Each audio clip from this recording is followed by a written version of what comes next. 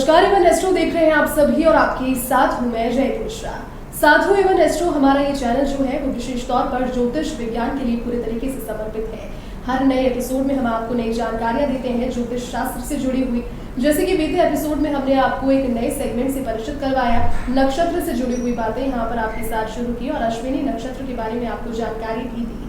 उसी तरीके से आज भी नक्षत्र ही हमारा विषय है। विषय ये है कि जब एक ही परिवार के दो लोग एक नक्षत्र में जन्म लेते हैं तो किस तरीके का प्रभाव उन पर पड़ता है। अमूमन देखने को मिला है कि वो प्रभाव नकारात्मक होता है। क्या नकारात्मक प्रभाव होता है और क्या उपाय उसके लिए कर सकते हैं, इन्हीं चीजों पर बात करने के लिए आज मेरे साथ स्टूडियो में मौजूद हैं प्रसिद्ध ज्योतिषाचार्य श्री राम स्वामी जी। स्वामी जी, बहुत धन्यवाद आपका। नमस्कार स्वामी जी, बीते एपिसोड में हमने बात की थी नक्षत्र की, दर्शकों को अवगत कराया कि नक्षत्र किस तरीके से जीवन पर प्रभाव डालते हैं, अच्छा बुरा। लेकिन एक सवाल यहाँ पर सभी ने पूछा कि जब एक ही परिवार में दो लोग या फिर दो से ज्यादा लोग एक नक्षत्र में पैदा होते हैं, समान नक्षत्र के जातक होते हैं, तो क्या प्रभाव उन पर पड़ सकते हैं? जी हाँ, ये आपका प्रश्न बहुत महत्वपूर्ण है जी। कई बार ऐसा हो जाता है कि एक ही परिवार में दो जातकों के एक ही नक्षत्र हो जाता है और इसको ज्योतिष शास्त्र में शुभ नहीं माना गया है। जी। खास तौर से पिता पुत्र का अगर एक ही नक्षत्र हो जाता है तो इसको शुभ नहीं मानते हैं। माता का पुत्र का हो जाए, भाई बहनों का आपस में हो जाए, कई बार जैसे जुड़वा भाई हो जाते हैं, भाई बहन हो जाते हैं, या जुड़वा जो दो बच्चे होते हैं उनका लगभग एक ही नक्षत्र रहता है, तो उनके क्या इसके प्रभाव पड़ते हैं। ज्योतिष शास्त्र में माना गया है कि इसके शुभ प्रभाव नहीं होते। जी। दोनों में से एक के लिए समय घातक रहता है, एक के लिए बड़ी तकलीफ रहती है और एक व्यक्ति अच्छी तरक्की करता है जबकि दूसरा नहीं कर पाता है। ऐसा देखा गया है। ज्योतिष शास्त्र में भी यही बताया गया है कि एक जातक अच्छी तरक्की करता है, दूसरा जातक नहीं करता है, या वो दोनों अपने साथ नहीं रह पाते हैं।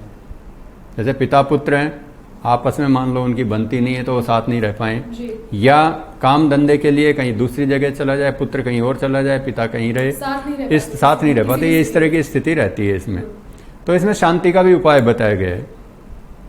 नक्षत्र के लिए, जिस नक्षत्र में जन्म हुआ है, प्रत्येक जो नक्षत्र होता है उसका एक स्वामी होता है। जैसे अश्विनी नक्षत्र है, अश्विनी नक्षत्र के स्वामी अश्विनी कुमार है। इसी प्रकार से कृतिका नक्षत्र है, कृतिका नक्षत्र का स्वामी अग्निदेव है।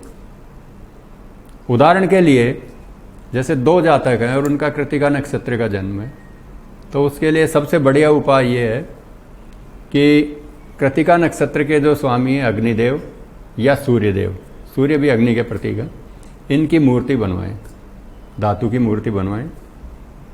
धातु की मूर्ति बनवा करके और उसको लाल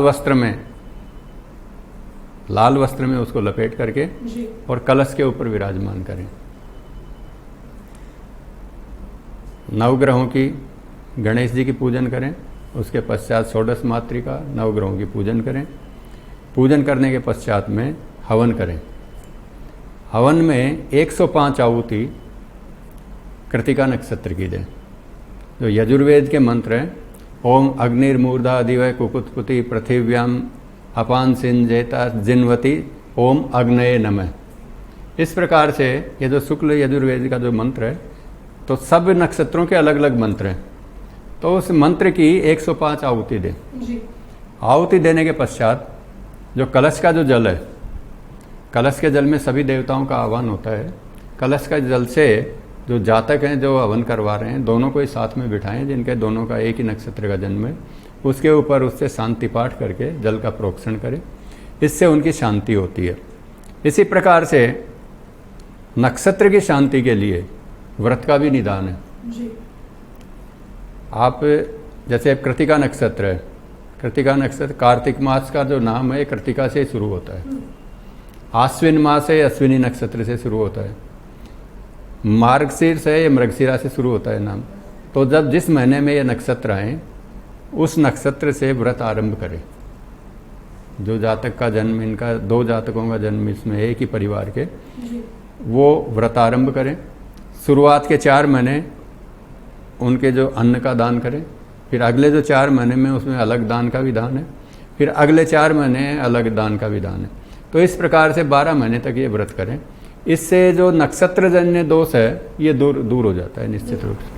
चलिए स्वामी जी, धन्यवाद, आपने तमाम जानकारी यहाँ पर दर्शकों के साथ साझा की। तो जिस तरीके से आपने सवाल पूछा था एक नक्षत्रों पर कि 2 नक्षत्र अगर लोगों के, एक ही नक्षत्र माफ कीजिएगा, अगर 2 लोगों के हो तो किस तरीके से उनका उपाय किया जा सकता है। आशा है कि आपको आज का विषय समझ में आया होगा। इसी तरीके से अगर आपकी और कुछ शंकाएं हैं या फिर कुछ प्रश्न है तो आप हमें हमारे कमेंट बॉक्स में लिखकर पूछ सकते हैं। फिलहाल के लिए इसी कड़ी में इतना ही। धन्यवाद। नमस्कार।